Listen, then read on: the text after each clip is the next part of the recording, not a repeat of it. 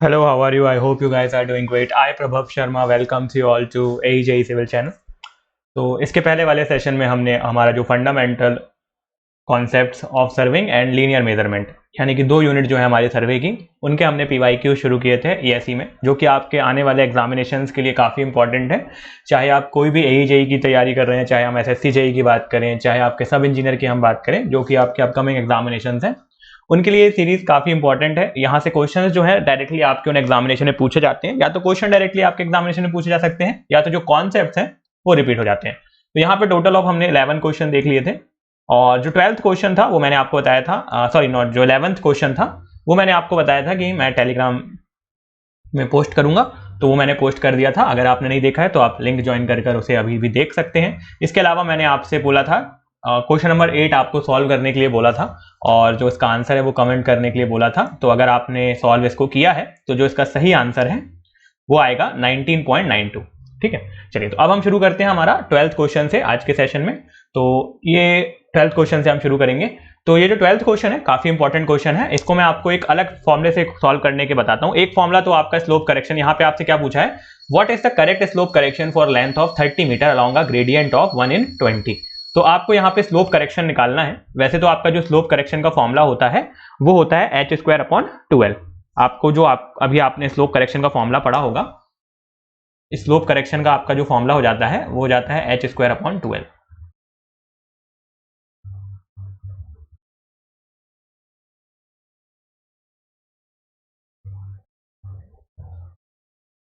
h²/12 पर हम इसको थोड़ा अलग फॉर्मूले से, डिफरेंट फॉर्मूले से सॉल्व करने की कोशिश करेंगे। तो यहाँ पे मैं आपको एक और फॉर्मूला बताता हूँ। जब भी आपको क्वेश्चन में स्लोप दिया हो तो आप इस फॉर्मूले को यूज कर सकते हैं। तो आपका जो फॉर्मूला यहाँ पर बन जाएगा वो बन जाएगा स्लोप करेक्शन के लिए,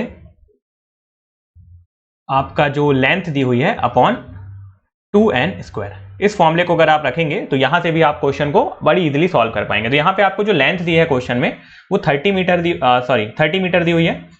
आपको जो लेंथ दी हुई है क्वेश्चन में वो 30 मीटर दी हुई है, और साथ ही साथ आपको जो स्लोप दिया है वो 1/20 दिया है। तो डायरेक्टली आप इसको सॉल्व कर पाएंगे। यहाँ पे लेंथ की जगह आप रख दीजिए 30 डिवाइडेड बाय 2 × 20 का स्क्वायर। तो जब इसको आप सॉल्व करेंगे तो आ जाएगा 30/800,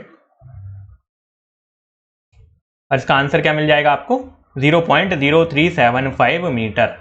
तो आप ऑप्शन में देख लीजिए आपको क्या 0.0357 मीटर दिख रहा है, नहीं दिख रहा है तो इसको आप सेंटीमीटर में कन्वर्ट कर लीजिए, यानी कि इसको मल्टीप्लाई कर दीजिए 100 से, तो आपका आ जाएगा 0.375 मीटर, नॉट 3.75 मीटर। यहाँ पे आंसर क्या आ जाएगा आपका 3.75, 100 से मल्टीप्लाई करेंगे तो 3.75 सेंटीमीटर। तो आपको ऑप्शन में देखिए 3.75 मीटर दिख रहा होगा, तो ये आपका जो ए ऑप्शन है वो सही हो जाएगा। ठीक है, किस तरीके से किया हमने, यहाँ पे हमने स्लोप करेक्शन में जब भी हमको स्लोप गिवन होता है तो हम क्या फॉर्मूला लगा सकते हैं, माइनस, वैसे तो आपका फॉर्मूला होता है h²/12, लेकिन जब आपको स्लोप गिवन है तो स्लोप के फॉर्म में आप क्या लगा सकते हैं, -l/2n²। एल की जगह आपने 30 रख दिया, बाकी सारे फॉर्मुलेस में वैल्यूज पुट की, तो डायरेक्टली आपको आंसर क्या मिल गया 3.75 सेंटीमीटर। ठीक है, इजी था। चलिए, ये क्वेश्चन आपके SSC JEE में आया हुआ है, और भी अदर एग्जामिनेशन में आपका ये क्वेश्चन आया हुआ है। तो आप यहां से ये भी देख सकते हैं कि डायरेक्टली ESE का जो क्वेश्चन है वो आपके एग्जामिनेशन में रिपीट हो रहे हैं, और यहाँ पे वैल्यू तक चेंज नहीं थी। आप अगर SSC का क्वेश्चन देखेंगे, ESE 2006 का जो क्वेश्चन है, यहाँ पे वैल्यू तक चेंज नहीं की और डायरेक्टली आपके एग्जामिनेशन में क्वेश्चन पूछ लिया गया। तो अभी आगे भी आप एक्सपेक्ट कर सकते हैं कि क्वेश्चन रिपीट होंगे। चलिए नेक्स्ट क्वेश्चन देखते हैं हम। इसके अलावा नेक्स्ट क्वेश्चन में आपको दिया हुआ है कि 30 मीटर चेन है जिससे हम चेनिंग कर रहे थे, लेंथ को मेजर कर रहे थे, वो 10 सेंटीमीटर टू शॉर्ट थी थ्रू आउट द मेजरमेंट।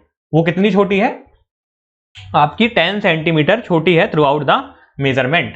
आपको क्या निकालना है, एक्चुअल डिस्टेंस यहाँ पे कैलकुलेट करना है।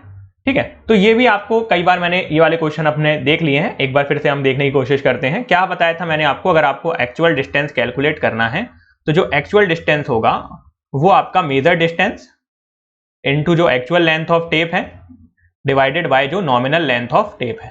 तो यहाँ पे आपको मेजर डिस्टेंस कितना दिया हुआ है क्वेश्चन में, आपने 300 मीटर मेजर किया है, 300। एक्चुअल लेंथ ऑफ टेप यहाँ पे आपकी कितनी थी, एक्चुअल लेंथ ऑफ टेप थी आपकी 32 शॉर्ट है, राइट।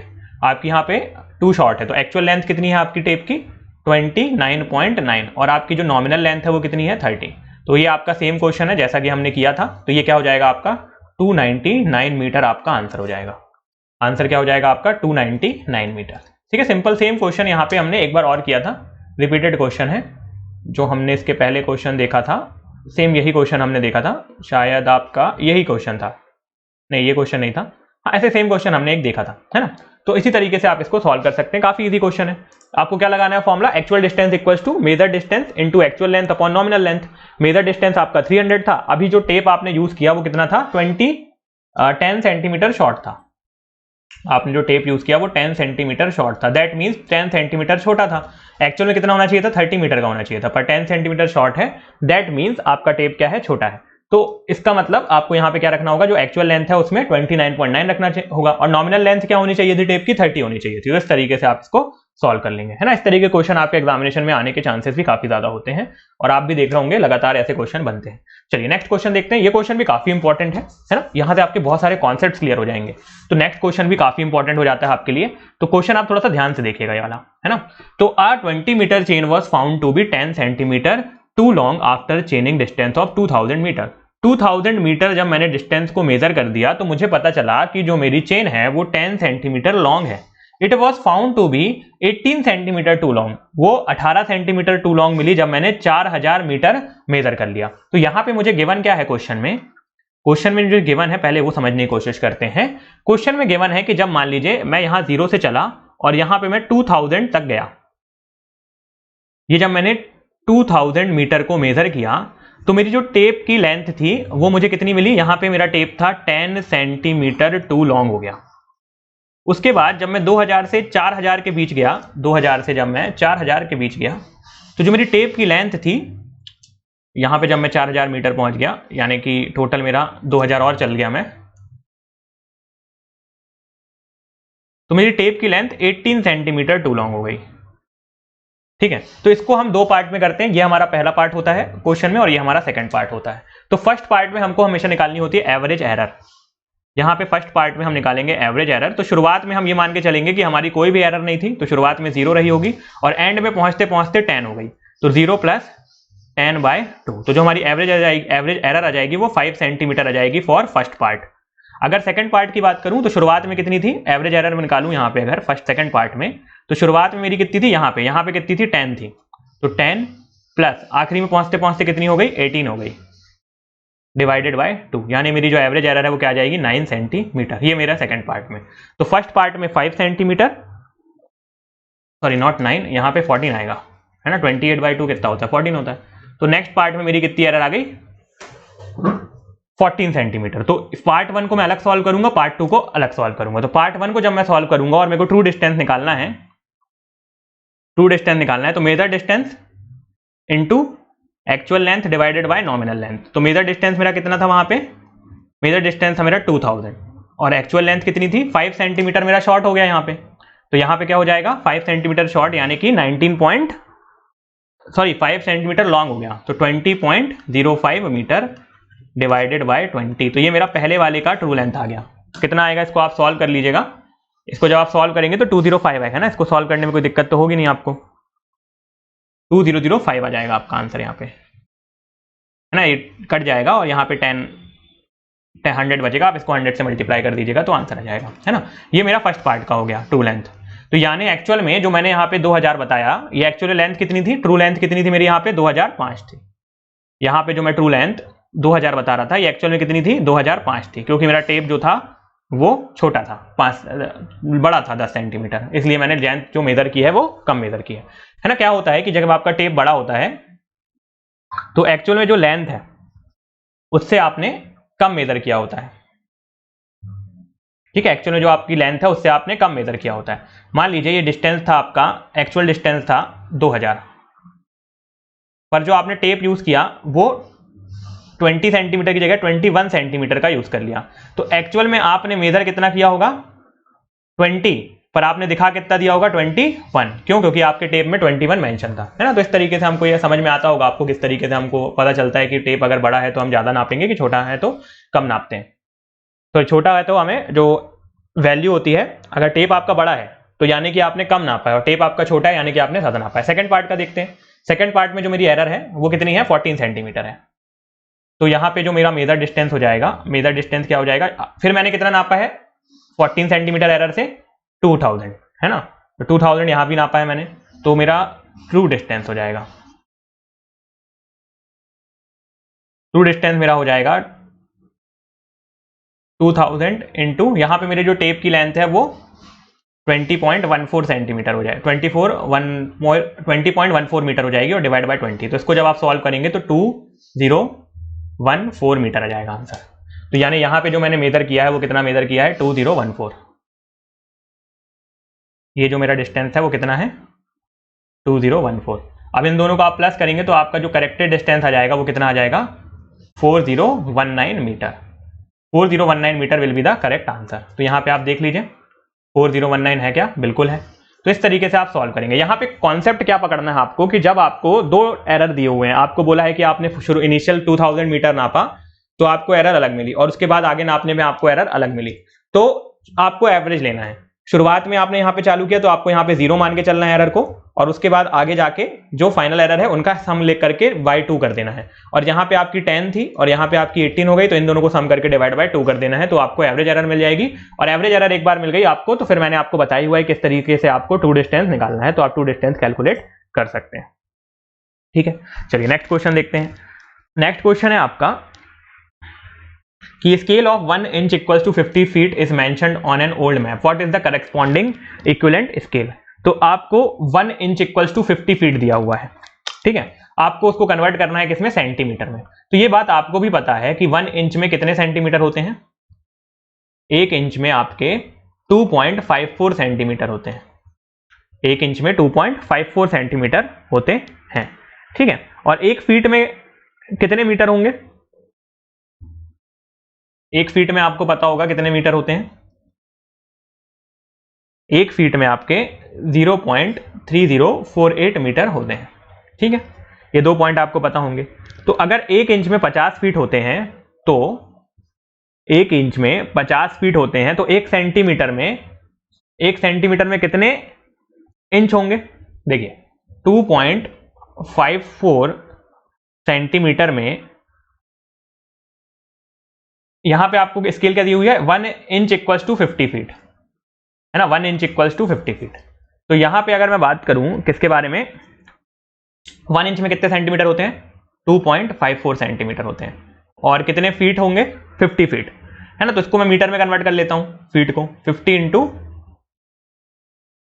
0.3048 मीटर, ठीक है। जैसे यहाँ पे इंच और फीट का डिस्टेंस वो दिया हुआ था, यहाँ पे आप देखिए क्वेश्चन में इंच और फीट के बीच का रिलेशन दिया हुआ है, वैसे ही हमने किसके, सेंटीमीटर और मीटर के बीच का रिलेशनशिप बना लिया। अब इसको मैं सॉल्व करूंगा तो 1 सेंटीमीटर इक्वल्स टू क्या हो जाएगा, 50 इंटू 0.3048 डिवाइडेड बाय 2.54, है ना, ये आ जाएगा। इसको जब आप सॉल्व करेंगे तो आंसर क्या आ जाएगा आपका 6 मीटर, आंसर क्या आ जाएगा आपका 6 मीटर। तो 1 सेंटीमीटर इक्वल्स टू कितना हो जाएगा आपका 6 मीटर। कैसे किया हमने, देखिए 1 इंच इक्वल्स टू कितना होता है 2.54 सेंटीमीटर और 1 फीट इक्वल्स टू कितना होता है 0.3048।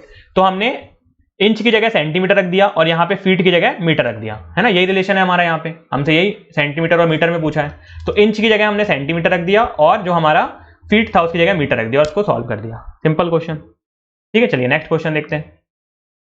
आपको एक इनवर टेप दिया हुआ है, उसकी जो लेंथ है वो कितनी है, 50 मीटर है, और उसका जो स्टैंडर्डाइज टेम्परेचर है वो 20 डिग्री है, 10 kg का आपने पुल लगाया है।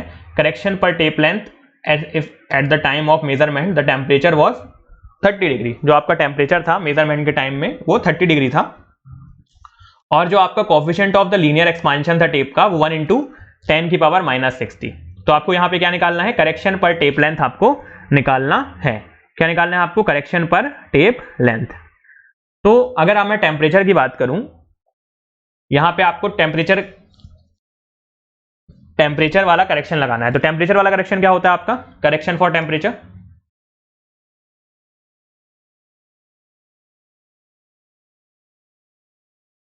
Correction for temperature equals to, correction for temperature क्या हो जाएगा आपका, CT equals to alpha into del T into L, ठीक है।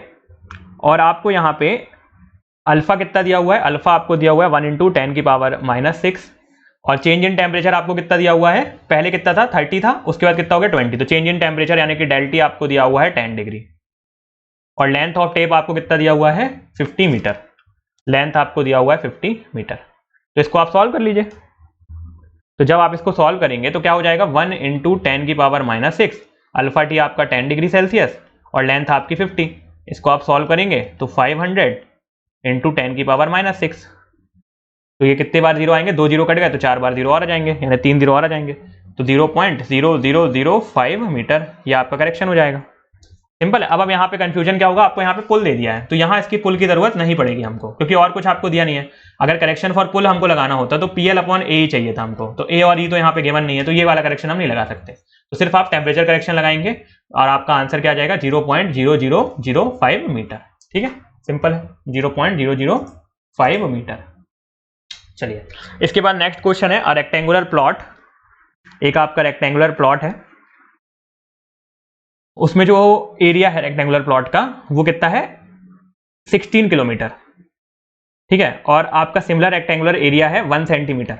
तो आपको scale of to measure the distance of 40 kilometre will be. तो ये आपको जो इसका आंसर है मैं आपको टेलीग्राम लिंक पे जो है वो अगर आप ज्वाइन करेंगे तो वहां पे मैं पोस्ट करूंगा। एक बार आप खुद से इसको सॉल्व करने की कोशिश करिएगा, अच्छा क्वेश्चन है। ठीक है, थोड़ा सा दिमाग लगेगा आपका, तो एक बार आप सॉल्व करने की कोशिश करिएगा। इसका जो सॉल्यूशन है मैं अपने टेलीग्राम लिंक पे पोस्ट करूंगा, जो लिंक है वो आपको डिस्क्रिप्शन में मिल जाएगी, तो आप वहां पे ज्वाइन करके इसका सॉल्यूशन देख सकते हैं। फिर अगला क्वेश्चन देख लेते हैं, है ना, इजी क्वेश्चन है, इसमें सिर्फ आपको RF निकालना है। ठीक है, तो RF क्या होता है, आपका रेशियो होता है map distance upon ground distance. ठीक है, मैप डिस्टेंस डिवाइडेड बाय आपका ग्राउंड डिस्टेंस होगा, तो आपको पहले मैप का डिस्टेंस निकालना होगा या मैप का जो एरिया है वो निकालना होगा, डिवाइडेड बाय आपका जो ग्राउंड का एरिया है वो निकालना होगा। इजी क्वेश्चन है वैसे। ठीक है, आप कोशिश करिएगा इसको सॉल्व करने की। फिर इसके बाद नेक्स्ट क्वेश्चन है आपका the magnitude of sag correction during measurement of length is proportion to. तो सैग करेक्शन पहले क्या होता है ये समझने की कोशिश करते हैं। सैग करेक्शन क्या होता है आपका, सैग करेक्शन होता है WL3/24p²। सैग करेक्शन क्या होता है आपका WL3/24p², सॉरी W²L3/24p²। तो यहां से आप मेजर कर लीजिए कौन सा आपको सही लग रहा है। Cube of the weight of the tape, cube तो नहीं होता है, स्क्वायर होता है ना, तो पहला वाला ऑप्शन गलत है, क्यूब नहीं होता है, स्क्वायर होता है। Cube root of the weight of the tape, cube root of the weight of the tape, तो फिर से आपका क्यूब नहीं होता है, स्क्वायर होता है। ठीक है, square of the weight of the tape in kg per metre run length, या square root of the weight of the tape in kg per metre run, square root of the, not square root, है ना, square होता है, square root तो नहीं होता है, तो सी आंसर आपका सही हो जाएगा, है ना। यहां से आप देख लीजिए स्क्वायर होता है ना कि स्क्वायर रूट, स्क्वायर रूट नहीं होता है, स्क्वायर होता है। ठीक है, चलिए नेक्स्ट क्वेश्चन देखते हैं। द ओरिजिनल स्केल इज, ये जो क्वेश्चन है ये आपका क्वेश्चन गलत था। ठीक है, तो इसमें कोई भी आंसर आपका सही नहीं है। नेक्स्ट क्वेश्चन पे आगे तरफ बढ़ते हैं हम। If the length of the chain W is the weight of the chain and T is the tension, the sag correction, तो सैग करेक्शन अभी मैंने आपको बताया W²L3/24p², तो W²L3/24, W²L3/ नहीं, यहाँ पे भी नहीं है, यहाँ पे आपका टोटल वेट दिया हुआ है ना, क्वेश्चन में आपको टोटल वेट दिया हुआ है। तो यहाँ पे टोटल वेट किसके बराबर होता है, W इंटू एल के बराबर होता है। टोटल वेट जो होता है वो W इंटू एल के बराबर होता है। तो W इंटू एल, यहाँ पे आप क्या लिख सकते हैं, W² into L² into L/24p²। तो ये W इंटू एल किस में कन्वर्ट हो जाएगा, टोटल वेट में कन्वर्ट हो जाएगा, तो ये हो जाएगा W²L/24p²। तो यहाँ पे आंसर क्या हो जाएगा आपका W²L/24p², यानी कि बी ऑप्शन जो होगा आपका वो एकदम सही हो जाएगा। ठीक है, कैसे हुआ एक बार फिर से समझिए। जो आपका मैंने आपको सैग करेक्शन बताया वो क्या होता है, सैग करेक्शन होता है आपका W²L3/24p², ये यूनिट वेट के हिसाब से होता है। यहाँ पे जो W है वो यूनिट वेट है, पर अगर आपको मैं टोटल वेट के हिसाब से बताऊं तो टोटल वेट क्या होता है, अगर मुझे इतनी यूनिट का वेट पता है और ये मेरी लेंथ है, तो अगर इस यूनिट को मैं पूरी लेंथ से मल्टीप्लाई कर दूंगा तो मुझे टोटल वेट मिल जाएगा। तो ये मेरा यूनिट वेट है, मान लीजिए गामा है और ये मेरी टोटल लेंथ है, तो मेरा जो टोटल वेट होता है वो गामा इंटू एल होता है। ठीक है, यहाँ पे स्मॉल w लिख लीजिए तो अच्छे समझ में आएगा। अब यहाँ पे जो कैपिटल W होगा वो स्मॉल w या तो गामा बोल दीजिए, स्मॉल w इंटू एल, तो स्मॉल w इंटू एल की जगह आप क्या पुट कर दीजिए, कैपिटल W। तो W इंटू एल का होल स्क्वायर लिख सकता हूं मैं into L upon 24 P square. तो ये W इंटू एल किस में कन्वर्ट हो जाएगा, कैपिटल W, तो capital W into L upon 24 P square. तो ये आपका आंसर जाएगा। ठीक है, चलिए नेक्स्ट क्वेश्चन देख लेते हैं। तो in incline terrain the elevation difference between two end of the line H and incline length of L, the correction for slope is. तो आपको यहाँ पे करेक्शन फॉर स्लोप बताना है। करेक्शन फॉर स्लोप क्या होता है आपका, H square upon 2l। Simple है ना, इजी क्वेश्चन था। नेक्स्ट क्वेश्चन देखते हैं। चलिए इस सेशन में इतने रखते हैं। इसके बाद जो नेक्स्ट क्वेश्चन है, ये जो क्वेश्चन है इसका आंसर आपको कमेंट बॉक्स में बताना है, और जब मैं नेक्स्ट लेक्चर शुरू करूंगा तो उसमें आपको मैं इसका आंसर बता के आगे बढ़ूंगा। तो which of the following statement is correct, in a retrograde vernier n-1 division, double vernier consist of 2 simple vernier and extended vernier. तो एक बार आप इसको सॉल्व करने की कोशिश करिएगा। आप चाहें तो स्क्रीनशॉट भी ले सकते हैं, चाहें तो आप पॉज करके भी क्वेश्चन पढ़ सकते हैं, और इसका जो आंसर है वो आपको कमेंट बॉक्स में बताना है। और जब नेक्स्ट सेशन में शुरू करूंगा तो इसको आगे हम इसको डिस्कस करते हुए फिर हम नेक्स्ट चैप्टर की तरफ बढ़ेंगे। ठीक है, तो thank you so much for the time, all the best, have a great day, keep smiling, stay motivated. और अगर आपको ये जो मैंने अभी बताए हैं इसकी लिंक चाहिए या PDF चाहिए तो आप टेलीग्राम जो आपको डिस्क्रिप्शन में मेंशन है उसको ज्वाइन कर सकते हैं। वहां पे मैं आपको इसकी जो लिंक है या जो आज क्वेश्चन है और इसके जो सॉल्यूशन है वो पोस्ट कर दूंगा। ठीक, थैंक यू, टेक केयर।